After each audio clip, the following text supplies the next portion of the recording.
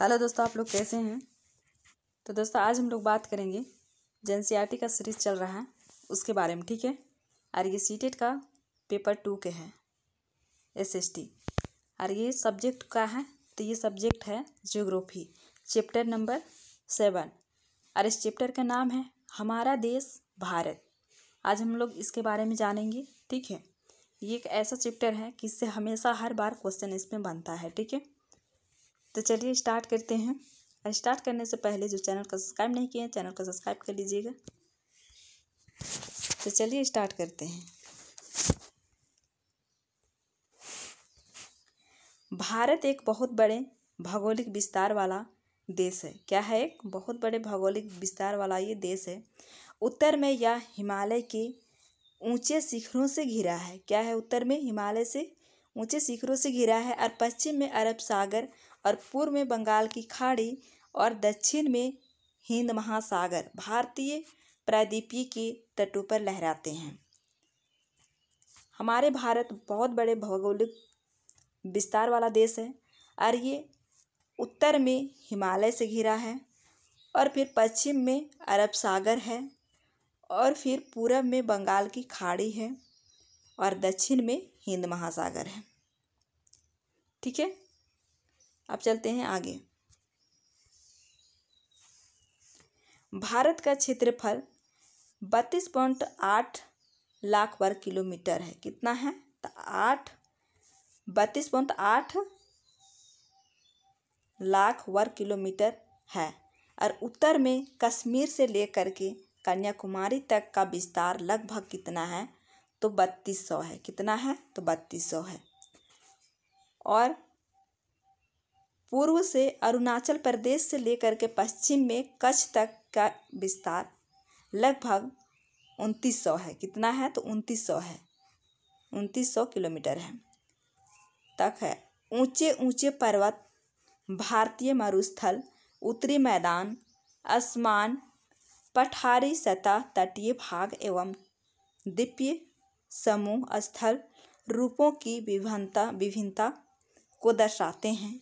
यह जलवायु, वनस्पति, वन्य जीवों के साथ साथ भाषा एवं संस्कृति में भी बहुत विभिन्नता है।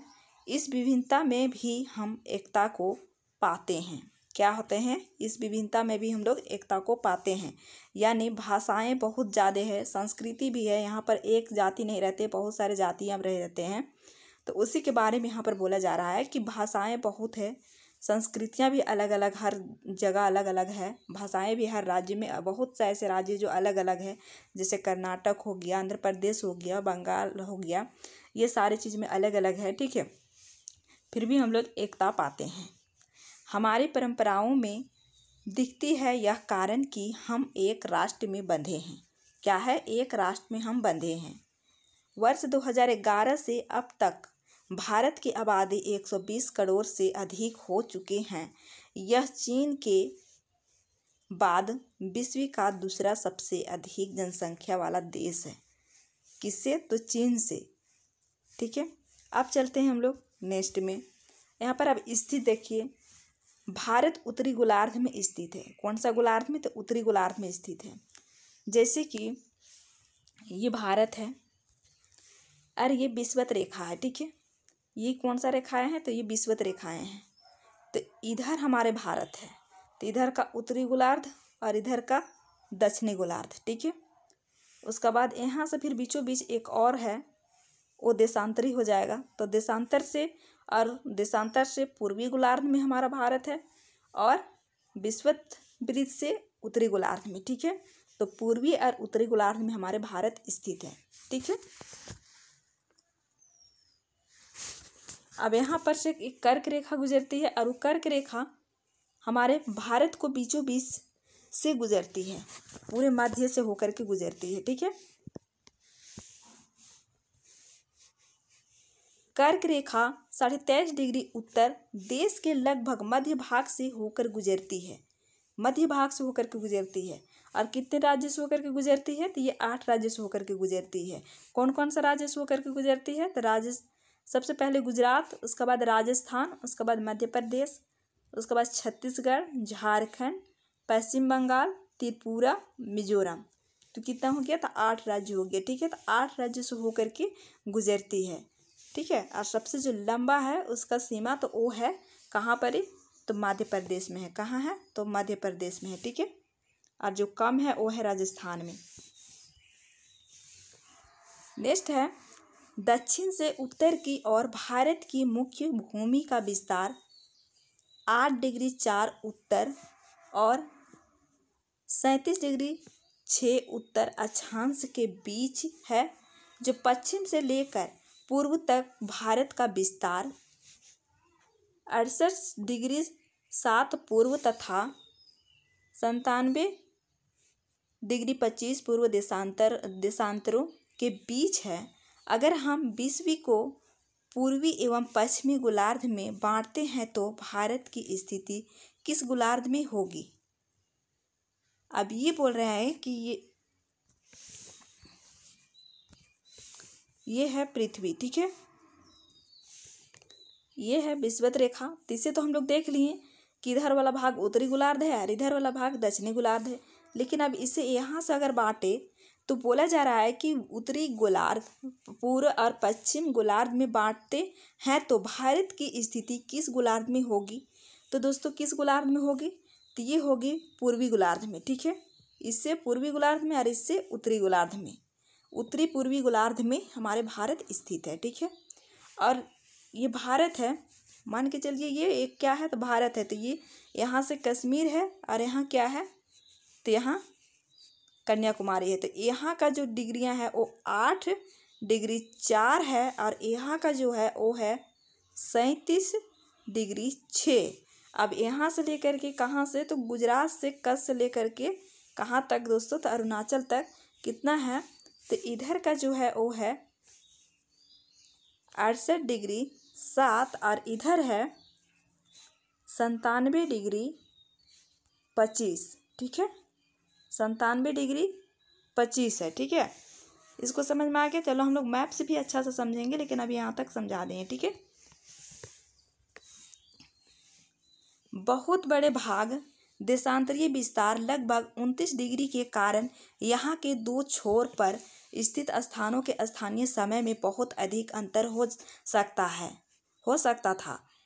इस तरह की दूरी पर स्थित दो स्थानों के बीच समय का अंतर लगभग 2 घंटा है। कितना है?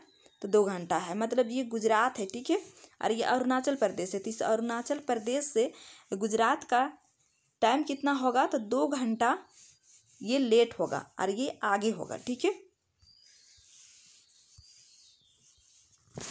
नेक्स्ट है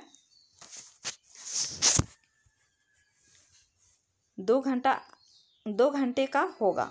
जैसा कि आपने पहले पढ़ा है कि प्रत्येक 1 डिग्री देशांतर के लिए स्थानीय समय में 4 मिनट का अंतर होता है। कितने मिनट का? तो 4 मिनट का अंतर होता है। ठीक है, पश्चिम में गुजरात की अपेक्षा पूर्व के अरुणाचल प्रदेश के सूर्योदय लगभग 2 घंटे पहले होता है।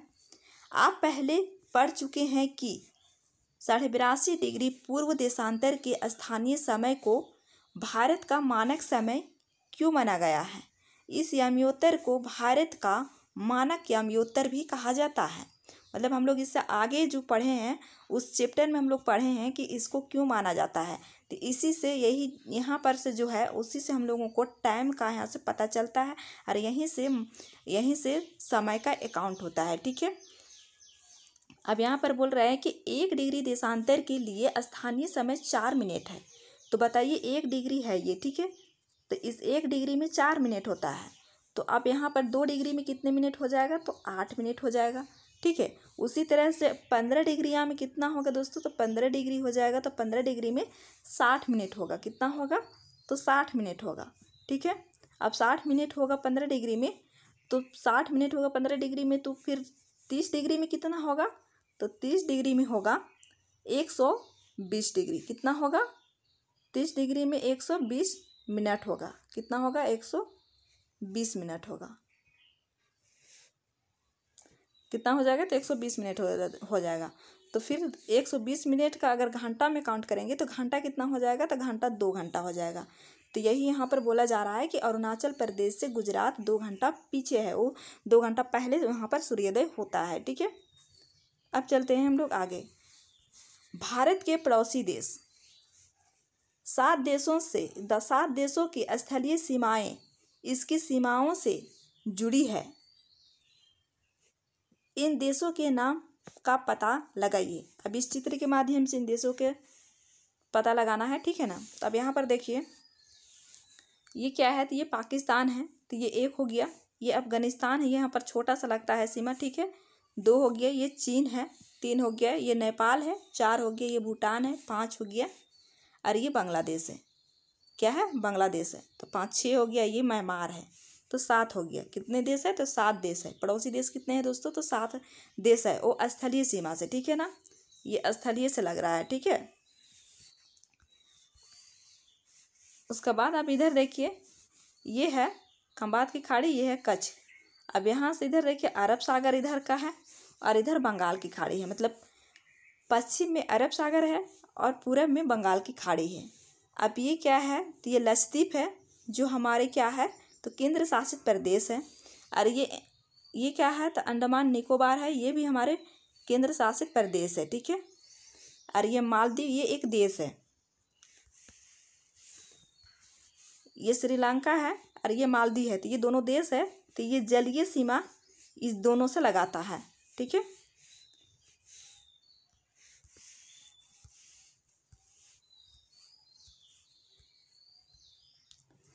अरे यहाँ पर इसको देख लीजिए। जून 2014 में तेलंगाना भारत का 29वां राज्य बना। ठीक है,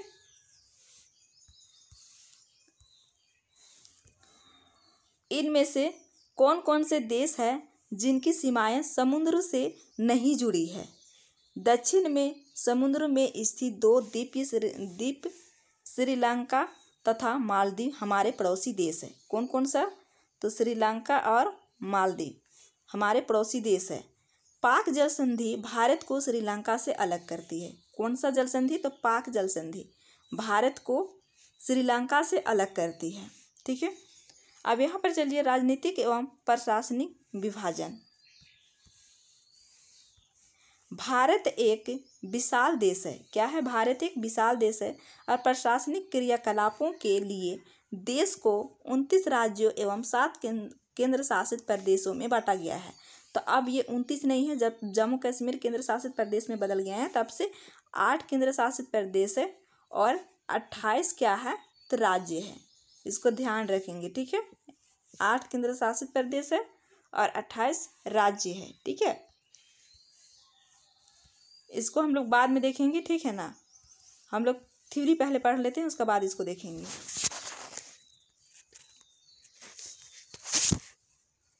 में बांटा गया है। दिल्ली भारत की राजधानी है। दिल्ली क्या है, तो ये भारत की राजधानी है। राज्यों का निर्माण मुख्यतः भाषाओं के आधार पर हुआ है। राज्यों का निर्माण भाषा के आधार पर हुआ है। ठीक है, क्षेत्रफल की दृष्टि से सबसे बड़ा राज्य राजस्थान है और सबसे जो छोटा राज्य है वो गोवा है।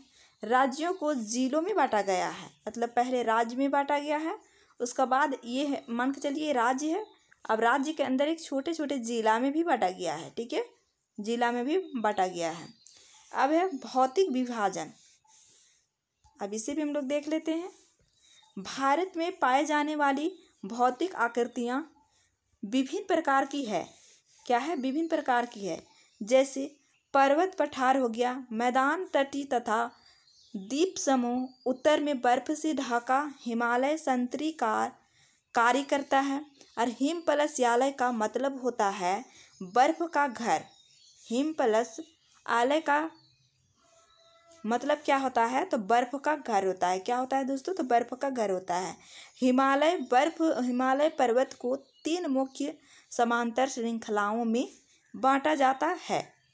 सबसे उत्तर में है जो स्थित है उस श्रृंखला को बृहद हिमालय या हिमाद्री कहते हैं। क्या कहते हैं, तो बृहद हिमालय या हिमाद्री कहते हैं। इसी श्रृंखला में विश्व की सबसे ऊंची शिखर है जो मध्य हिमालय या हिमाचल हिमाद्री के दक्षिण में स्थित है। हिमाद्री के दक्षिण में स्थित है। जैसे ये है, क्या है ये, तो ये बृहद हिमालय है, उसका बाद इसके जस्ट नीचे है, तो नीचे दक्षिण ही होगा, ठीक है। तो इसी के नीचे मध्य हिमालय और हिमाचल ही है, हिमाचल है, मतलब मध्य हिमालय बोलिए या हिमाचल बोलिए, ठीक है ना। बहुत से लोकप्रिय पहाड़ी स्थान यहाँ स्थित है। 5 पहाड़ी स्थानों के नाम का पता लगाइए। अब यहाँ पर इसी में कहा है तो K2 का है, उसके बाद कंचनजंगा है, माउंट एवरेस्ट है, जितना भी ऊंचे ऊंचे पहाड़ी है, पर्वतें हैं, वो यहीं पर पाया जाता है, ठीक है। उसका बाद है शिवालिक, सबसे दक्षिण में स्थित है, जो सबसे दक्षिण में स्थित श्रृंखला है, यानी सबसे दक्षिण में स्थित है ये श्रृंखला, ठीक है। हिमालय के दक्षिण में भारत का उत्तरी मैदान है, क्या है, तो हिमालय के, मान के चलिए ये हिमालय है, ठीक है, इसमें क्या है, तो नीचे क्या है, तो ये मैदान है, ठीक है। भारत का उत्तरी मैदान स्थित है। ये मैदान समतल तथा सपाट है। ये मैदान सिंधु, गंगा, ब्रह्मपुत्र तथा इनकी सहायक नदियों के द्वारा लाई गई जड़ों निक्षेपों से बने हैं।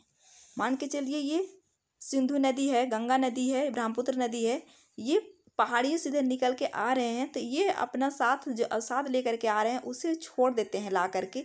मान के चलिए ऊपर से आ रहे हैं तो ये ढलान है, तो ये बहुत ज़्यादा तेज़ आकर गिर रहे हैं, लेकिन ये जब समतल में आ जाते हैं तो ये तेज़ नहीं ढेकल पाते हैं, तो वहाँ पर जो लाते हैं वो अवसाद के यहाँ पर छोड़ते जाते हैं, ठीक है, छोड़ते जाते हैं, क्या करते जाते हैं, तो छोड़ते जाते हैं, तो उसी से मैदान बना है, ठीक है, उसी से बहुत बड़ा भाग में मैदान बन गया है, और उस जड़ों निक्षेपों के बने हैं। और नदियों के मैदान कृषि के लिए उपजाऊ भूमि प्रदान करते हैं। किस चीज़ के लिए, तो कृषि के लिए उपजाऊ करते हैं। यही कारण है कि इन मैदानों में जनसंख्या अधिक है। इन मैदानों में क्या है, तो जनसंख्या अधिक है। जैसे कहाँ पर है, तो पंजाब, हरियाणा, इधर जितना है यहाँ पर आ करके फिर असम तक जाएगा, ठीक है। इधर असम की तरफ से इधर ब्रह्मपुत्र नदी ला करके छोड़ा तो यहाँ पर मैदान का निर्माण हुआ।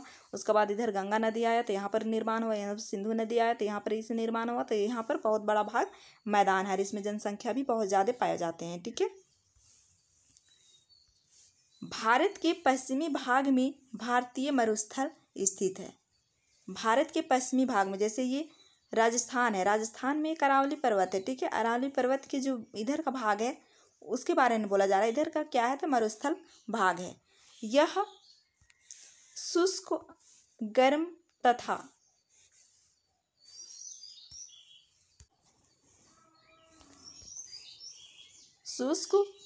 तथा रेतीला स्थल है।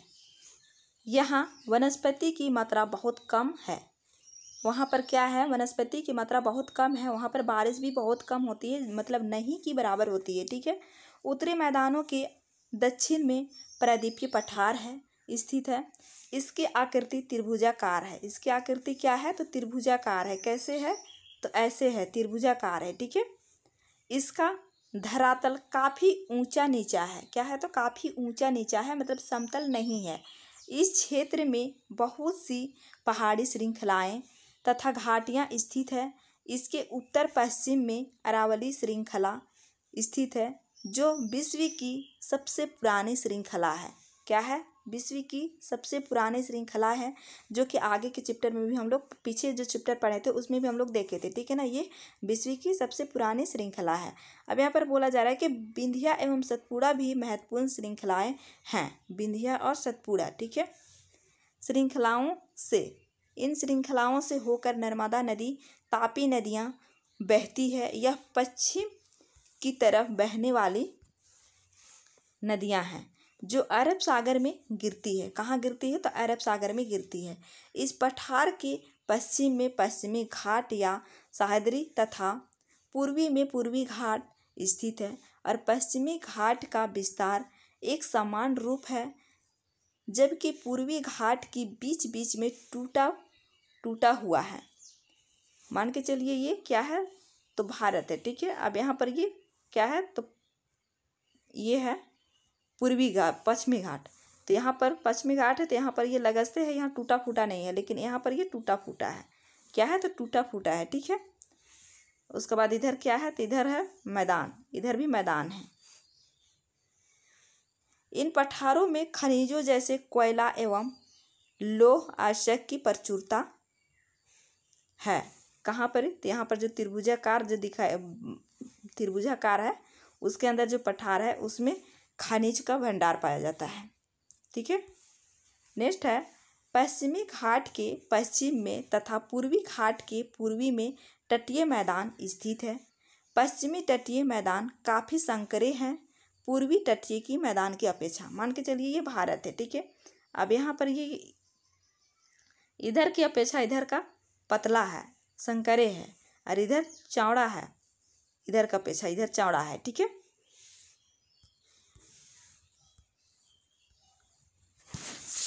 यहाँ पर आप थोड़ा सा देख सकते हैं परवाल के बारे में, ठीक है।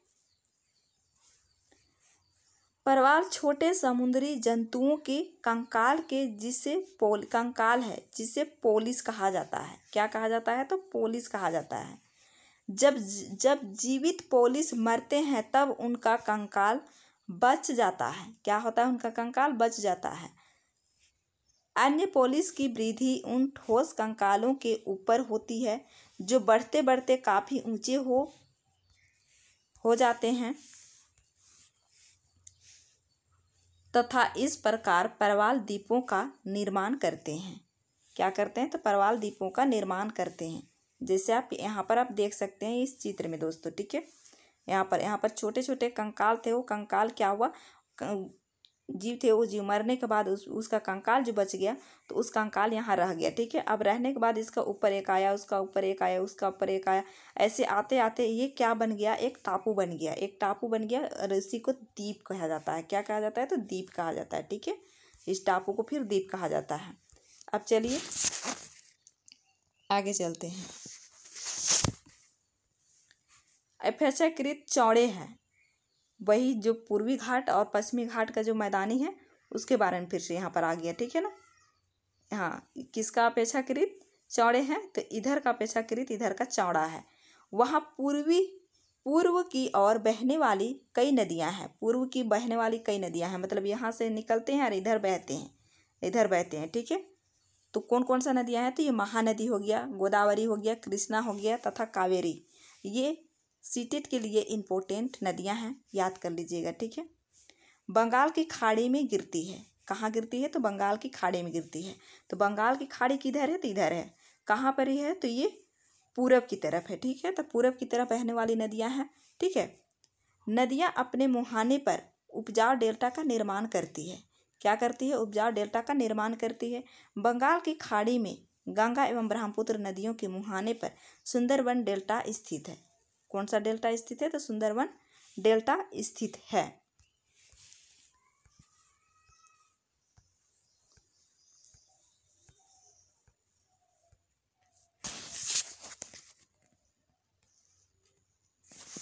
अब यहाँ पर देखिए, भारत में 2 द्वीप समूह भी है।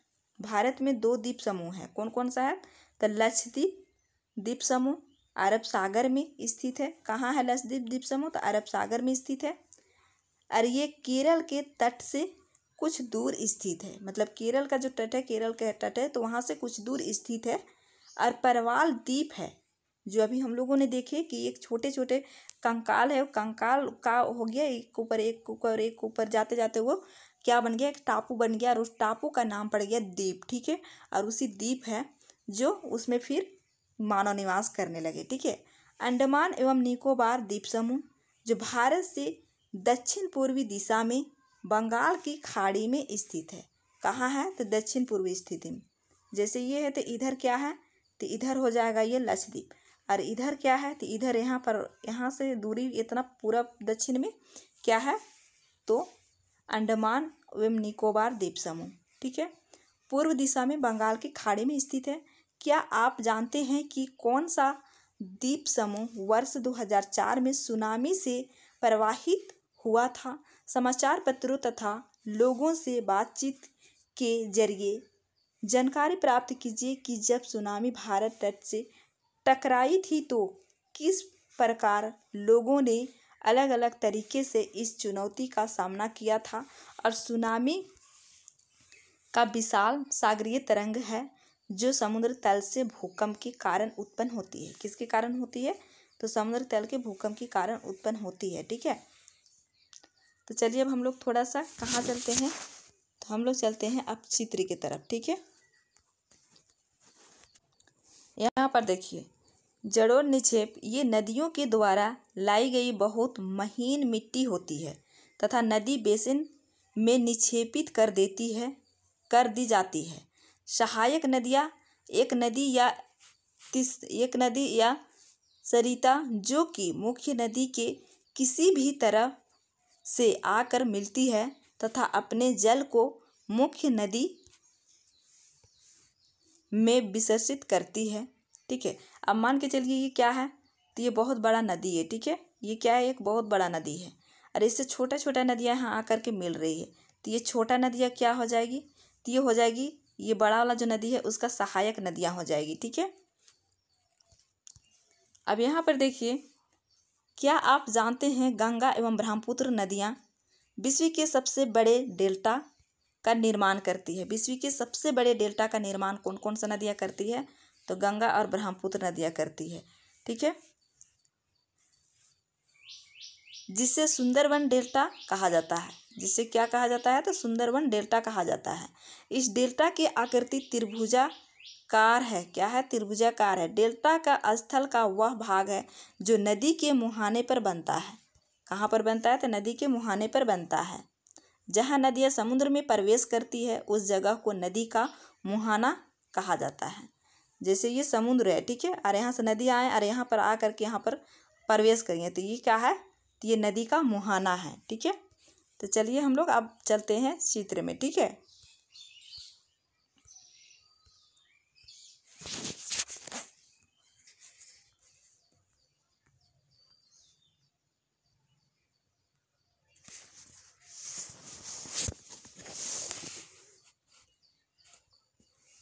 हम लोगों में सबसे पहले क्या देखे थे कि उत्तर में हिमालय से हमारे भारत घिरा है, आप ये देख सकते हैं। ठीक है, और फिर दक्षिण में क्या है, तो हिंद महासागर है। पूरब में क्या था, तो बंगाल की खाड़ी था। और पश्चिम में क्या था, तो अरब सागर था।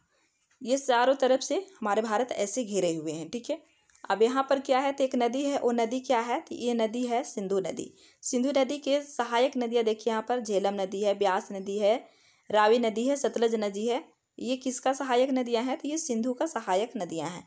और ये कहाँ जा कर के गिर रही है, तो ये गिर रही है समुद्र में। ठीक है, और ये जो ऊपर में है ये क्या है, तो ये है बृहद हिमालय या हिमाद्री। उसके बाद जो मध्य में है वो क्या है दोस्तों, तो वो है मध्य हिमालय या हिमाचल। यहाँ पर बहुत सारे पहाड़ियाँ पाया जाता है, जैसे माउंट एवरेस्ट हो गया, कंचनजंगा हो गया, यहाँ पर केटू हो गया। ये सारी चीज़ कहाँ पाया जाता है, तो इसी हिमालय में पाया जाता है। उसके बाद नीचे जो सबसे नीचे है वो क्या है दोस्तों, तो वो है शिवालिक। क्या है, जो लास्ट में से शिवालिक है। और शिवालिक से जो नीचे है ये क्या है, तो ये है मैदानी भाग है। ये है मैदानी भाग। यहाँ मैदानी भाग कैसे बना, कैसे मैदान का निर्माण हुआ, तो जैसे यहाँ से नदियाँ निकली, नदियाँ निकलने के बाद यहाँ से जो अवशेष लेकर के जमा करके आए और ये अवशेष ला करके यहाँ पर समतल में लाए, तो यहाँ पर ज़्यादा ढेकल नहीं पाए हैं इसे लाने के लिए। उसका मिट्टी हो गया, बाला हो गया, कंकड़ हो गया, तो ये सारे चीज़ को यहाँ पर छोड़ते चले गए। ठीक है, तो उसी से मैदान का यहाँ पर निर्माण हुआ। ठीक है, जैसे इधर से ब्रह्मपुत्र नदी आए और ब्रह्मपुत्र नदियाँ भी यहाँ पर छोड़ते चले गए, तो यहाँ पर भी निर्माण हो गया। जितना भी ये ग्रीन कलर में दिख रहा है वो क्या है, तो मैदान है, मैदान है। ठीक है, पर्वतीय पहाड़ी जितना भी ये दिख रहा है ये है पूर्वी घाट, और ये पूर्वी घाट है, इसी को पूर्वी घाट टूटा फूटा है देख रहे हैं। और ये पश्चिमी घाट है, ये टूटा फूटा नहीं है। और ये क्या है, तो मैदानी है। तो ये इसके मुकाबले ये संकरे एकदम पतले से है, ये भी दिख रहे हैं। अब ये है पूर्व की तरफ बहने वाली नदियाँ, कावेरी नदी हो गया, माही नदी हो गया, कृष्णा नदी हो गया, और यहाँ पर फिर कावेरी नदी, कृष्णा नदी, माही नदी। अब यहाँ पर आप देख सकते हैं ये क्या है, तो विंध्या श्रेणी है और ये सतपुड़ा श्रेणी है। इसका बीच से नर्मदा नदी बह रही है और ये अरब सागर में गिर रही है, यानी पश्चिम में गिर रही है। और एक तापी नदी है। ठीक है, ये तापी नदी भी कहाँ गिर रही है, तो खंबात की खाड़ी में गिर रही है, यानी अरब सागर में ये भी गिर रही है। ठीक है, और ये प्रायद्वीपीय पठार जो है वो ये है, ये पीला कलर में जो दिखाई दे रहा है ना, ये है, ये त्रिभुजाकार है। इसमें खनिज की प्रचुरता पाया जाता है। क्या पाया जाता है, तो खनिज का प्रचुरता पाया जाता है। और ये पर्वतीय प्रदेश कौन होता है, तो पर्वतीय प्रदेश ये है दोस्तों। देखिए इसे कई भागों में बांटा गया है। ये जो दिखाई दे रहा है ना, ये है पर्वतीय प्रदेश, जो कि यहाँ से यहाँ तक का है ये। ठीक है, और ये जो ग्रीन कलर में देख रहा है, ये मैदानी इलाका है। यहाँ पर अरावली श्रृंखला है, तो इससे इधर वाला मरुस्थल है। ठीक है,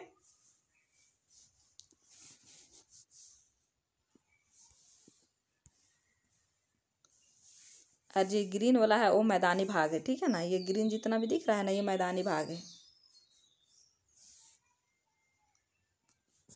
तो आज का वीडियो में इतना ही। अगर वीडियो अच्छा लगा हो तो लाइक शेयर और कमेंट करके ज़रूर बताइएगा। जो चैनल में पहली बार आए हैं, चैनल को सब्सक्राइब कर लीजिएगा। फिर मिलते हैं नेक्स्ट वीडियो में, तब तक के लिए टेक केयर एंड बाय।